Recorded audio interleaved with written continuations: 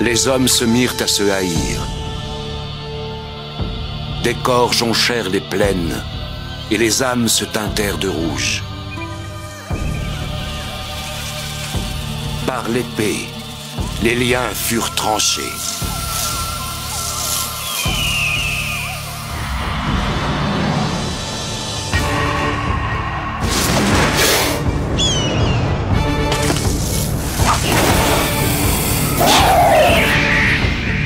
Le cœur rempli de larmes, les hommes sincères furent engloutis dans les ténèbres.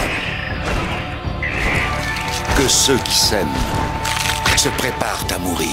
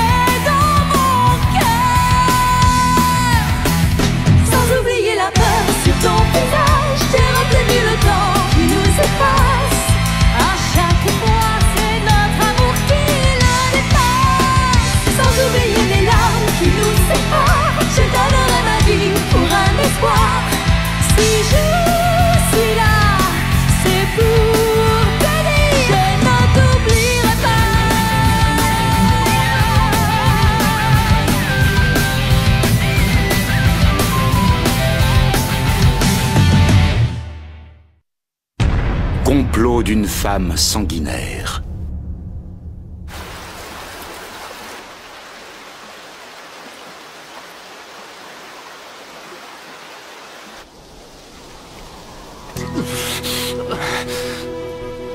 Sire Koshiro. Je reconnais votre voix, Akeginu. Est-ce bien vous? Que faites-vous ici? Soyez prudent, Sire Koshiro. Derrière vous... L'homme mort qui se tient là debout, est-ce Yomamuroga Dekoga? Vraiment? Il est mort? Ça me soulage de l'apprendre. À aucun moment je n'ai entendu son corps tomber. Ça veut dire qu'il est mort debout? C'était un guerrier redoutable. J'ai eu de la chance de pouvoir le battre. Mais, Dame Akeginu, je ne comprends pas. Comment pouvez-vous être ici? L'auberge! Pourquoi n'y êtes-vous plus? Il s'est passé quelque chose? Dame Oboro! Où est-elle? Que lui est-il arrivé? Sire Koshiro. C'est Saemon. Saemon Kisaragi Dekoga. Il a fait irruption dans l'auberge et... Oh, c'est effroyable. Dame Oboro. Dame Oboro a été... torturée à mort.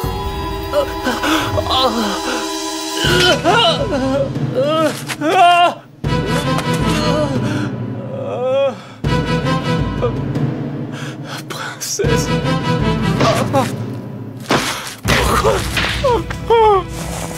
Pourquoi n'étais-je pas là? J'avais juré de la protéger toujours au péril de ma vie. Où étais-je? Vermine! Vermine! Vous le paierez! Vous le ferez payer! Avec du sang et des larmes! Ça n'a plus de sens, Koshiro. Et vous, Akeginu? Où étiez-vous lorsque ces chiens brutalisaient Oboro? Que faisiez-vous pendant ce temps? Répondez! J'étais attachée sur un lit. On m'a forcé à regarder et ce n'est qu'après qu'ils en ont eu fini que j'ai trouvé une occasion pour m'enfuir. J'ai cru que la honte allait me tuer Et je me suis forcée à marcher pour venir vous annoncer la nouvelle. Vous auriez dû vous abstenir.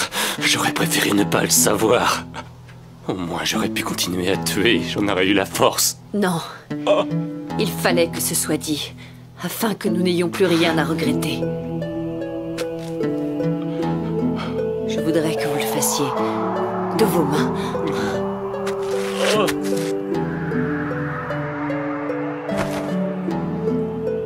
Libérez-moi! Dame Akeginu. Ce sera plus doux si c'est vous qui le faites. Koshiro, tuez-moi. Dame Akeginu. Comment pourrais-je? Je vous en supplie, Koshiro. Tuez-moi.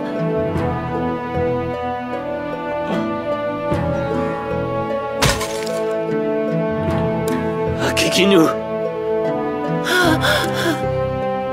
Seigneur Koshiro.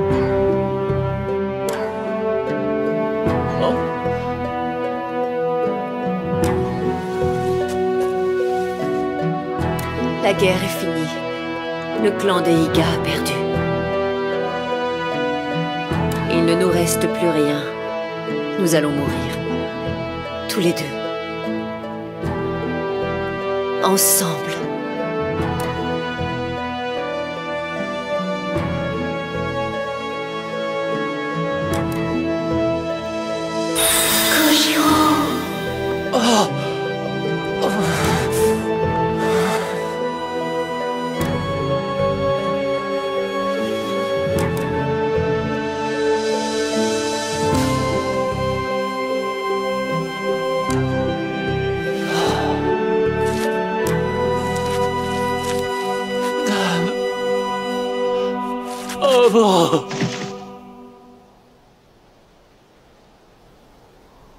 Eh bien, il était temps.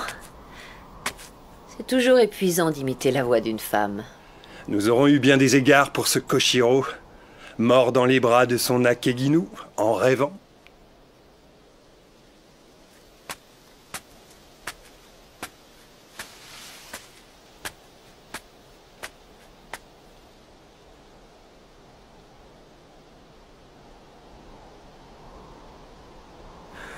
Yama, le faucon d'Oboro, il n'est plus là. Il a dû retourner à l'auberge. Dans ce cas...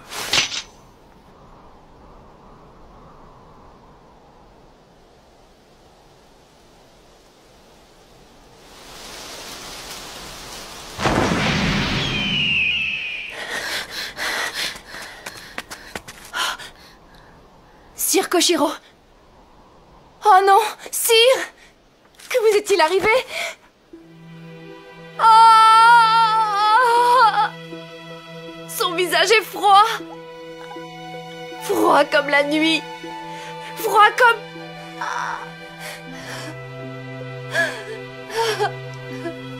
Sire!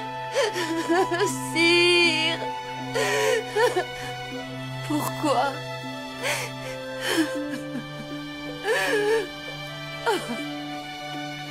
En effet, elles sont venues, comme nous l'avions prédit. Sir Saemon, sous cette forme, vous êtes le mieux placé d'entre nous pour les approcher et les tuer.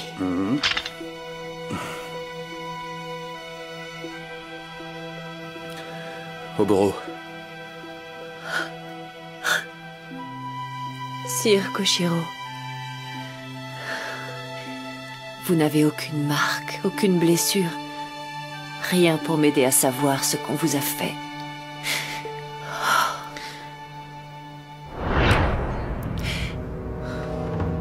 Maudit Koga, c'est toi qui l'as tué. Akeginu? À qui parles-tu? Il y a un Koga sur le chemin, un Koga mort, debout. C'est avec lui que Sir Koshiro a dû se battre. Et ils se sont entretués. Pardon, Yoma. Par la force des choses, nous utilisons ton corps comme appât. Le corps est défiguré. Il est impossible de reconnaître son visage. Il n'en reste que des lambeaux. Mais à la façon dont sont noués ses cheveux, je crois pouvoir dire qu'il s'agit d'Iyoma Muroga. Akeginu, que comptes-tu faire? Ah!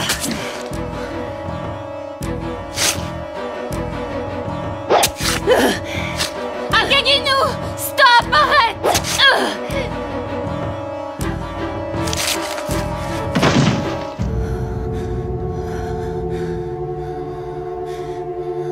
Assez, Akeginu! Si tu laisses parler la folie, tu couvres Bouddha de honte. Jusqu'ici, nous n'avons pas à être fiers de la manière dont nous avons traité l'ennemi. Je repense à l'attitude de Tenzen envers Yobu Kazumi sur le bateau avant qu'il le tue. Si tu n'es pas capable de respecter celui qui a su vaincre Sir Koshiro, alors tu ne respectes pas Sir Koshiro lui-même, parce que tu sous-entends qu'il a pu se faire battre par quelqu'un indigne de lui. Et de plus, tu me dis que l'adversaire est toujours debout, bien que mort. N'y vois-tu pas le signe d'un courage digne de notre respect? Mais Tenzen, lui, n'est pas là. Aurait-il manqué de courage? Ou peut-être, croyez-vous que les Koga aient pu... Non, madame. Aucune chance. Même s'il le croit, personne au monde ne peut tuer Tenzen.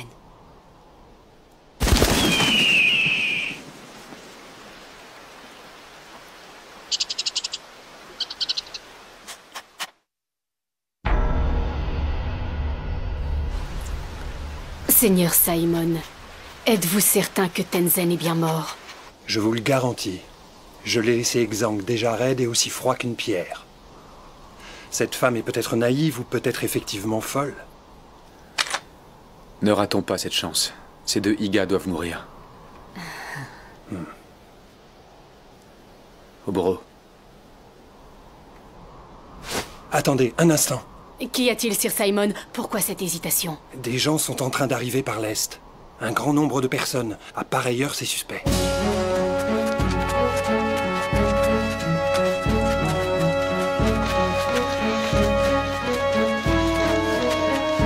Résidence de Hanzo Hattori.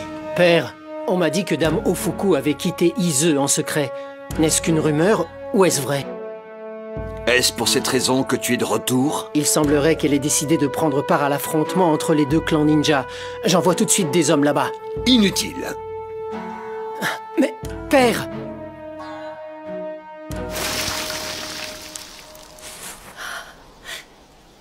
Adieu. Adieu, Seigneur Koshiro. Puissiez-vous reposer en paix.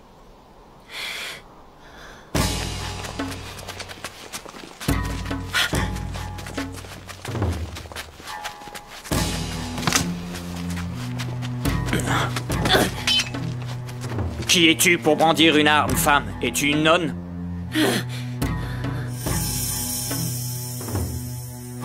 Un cadavre. Prenez garde! Cette femme a l'air disposée à tuer! Nous sommes deux voyageuses qui nous rendons à Sunpu pour y avoir une entrevue avec le grand maître, Ieyasu Tokugawa. Maintenant que cela est dit, c'est à vous de nous expliquer qui vous êtes. Une entrevue avec le grand maître! Qu'est-ce que c'est que cette histoire? Ça n'a aucun sens, voyons! Cette femme est folle, elle délire! C'est sûrement une proscrite! Commencez par nous dire d'où vous venez! Nous sommes des Iga de la vallée de Tsubagakure. Des Iga? Comment? Que venez-vous de dire?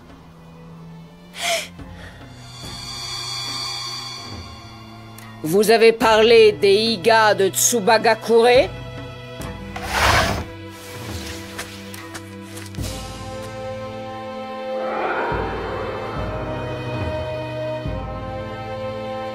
C'est bon. Baissez vos armes. J'ai entendu parler de vous, Iga, ainsi que de vos rivaux, les Koga, et du pacte qui vous liait. Je sais également qu'Hanzo Hattori a annulé ce pacte et que vous êtes à nouveau en guerre. Qui êtes-vous, madame? J'ai donné le sein à Takeshio, l'un des deux fils et héritiers de la famille shogunale. Je suis Ofuku. J'imagine que vous devez être Dame Oboro et Dame Akeginu. Comment le savez-vous? J'ai donc raison. Très bonne nouvelle. Voyez-vous, j'ai eu entre les mains la liste des 10 ninjas choisis par Dame Ogen à la demande du grand maître. Vos vies sont précieuses. Vous êtes les élus du clan désigné pour représenter mon protégé, le seigneur Takeshiyo.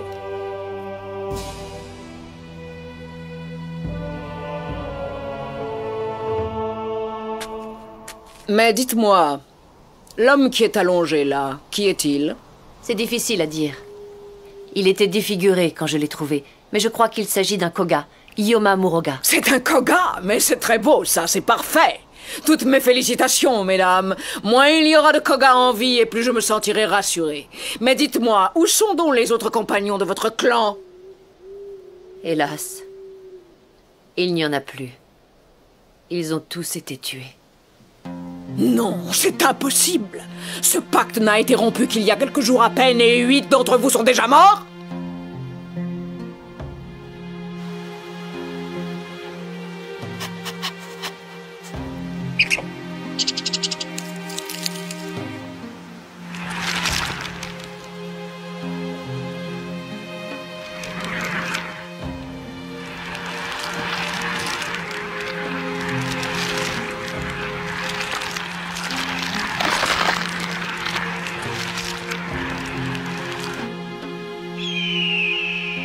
Je ne comprends pas.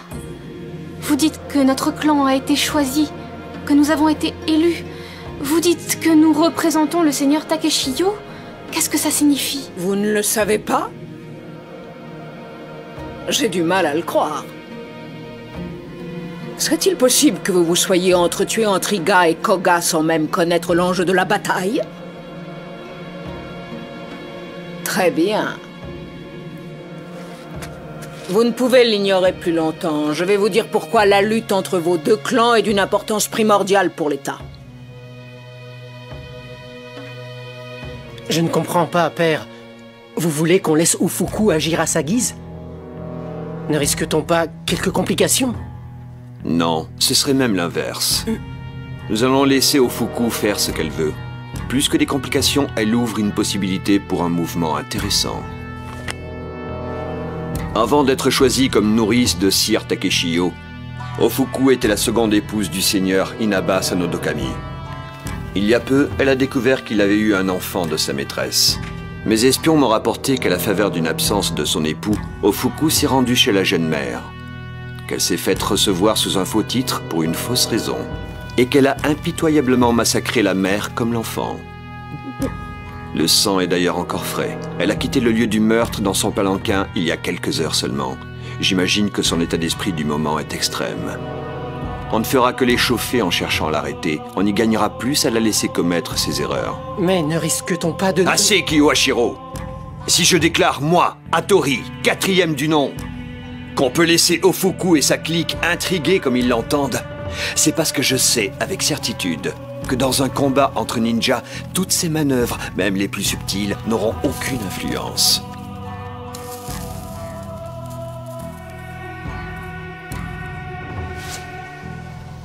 Alors, qu'en dites-vous? C'est une position glorieuse, non? Oboro, Akeginu, j'aimerais que vous veniez toutes les deux avec moi à Sunpo. Je serai même plus clair, il est absolument vital que vous le fassiez. La vie du Seigneur est en jeu. Sachez que chacun de vos mouvements affecte irrémédiablement sa destinée. Aussi, je vous en prie, venez. Vous serez reçus avec les plus grands égards. Le pacte de non-agression que nos deux clans ont signé avec les Hattori a été dissous. Je le constate avec tristesse. Pour autant, je tiens à rester fidèle à mes principes. Et je ne vois aucun motif valable pour me battre contre vous. C'est pourquoi je compte me rendre à Sunpo. Il faudra que le shogun et le seigneur Hattori me donnent les raisons de ce défi que je n'approuve pas. C'est d'accord, je viens à Sunpo. Oh, excellent. Mais Dame Oboro, notre combat contre les Koga, c'est ici et maintenant qu'il se joue. Non, vous devez cesser de vouloir les affronter à tout prix. Dans ce jeu, l'important c'est que vous soyez en vie et que vous le restiez. Qui sait? Peut-être vaut-il mieux en effet que Dame Oboro se réfugie à Sunpo. Elle y courra sûrement moins de danger qu'en pleine nature. Mais pour moi, c'est différent. J'ai d'autres responsabilités. Lorsque nous arriverons à Sunpu, il faudra tout de suite que j'aille voir le grand maître et le seigneur Hattori. J'ai l'intention de leur demander de rétablir le pacte, même si cela doit se payer au prix de ma vie.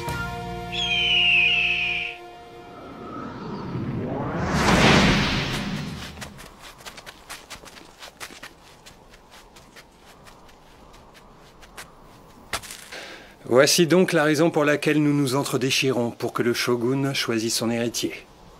J'aurais trouvé ça amusant s'il n'y avait pas eu tant de morts. C'est donc cela. J'espère que nous y verrons plus clair.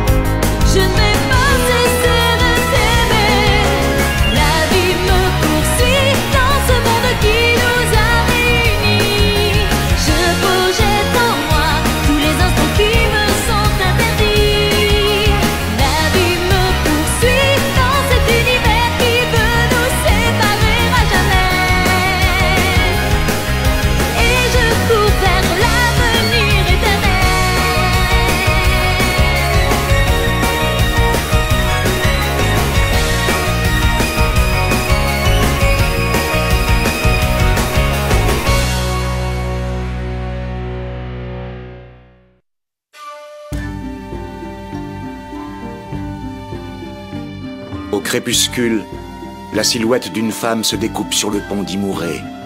Son cœur, bien que pur, est à vif, tiraillé par les crochets du désir de vengeance. Mais un geste d'aide et de pitié peut donner à l'ennemi un visage différent. Bientôt, ses vêtements ensanglantés flotteront sur l'eau. Basilisque. Prochain mouvement, miséricorde.